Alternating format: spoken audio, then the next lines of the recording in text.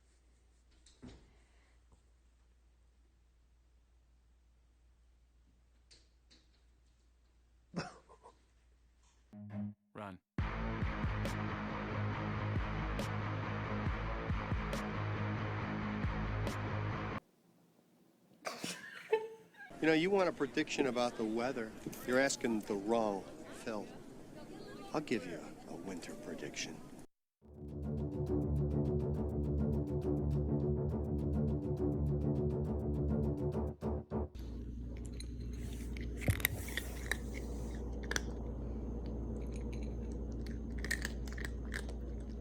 All right, that is episode 110.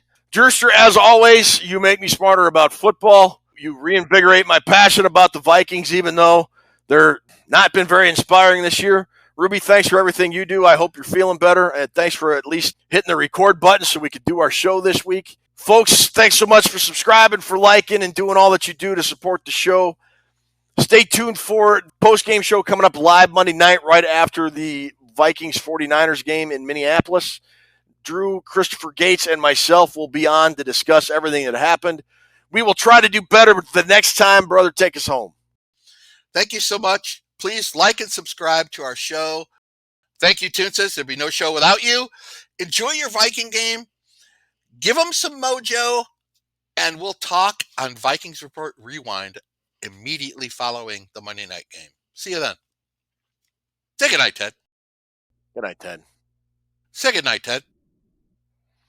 Good night, Ted. Say goodnight, Ted. Do you feel like we've been here before? Do you feel like you believe in deja vu? No. Hey, everybody. He's Phil. She's Rita. I'm Larry. Good night, Ted.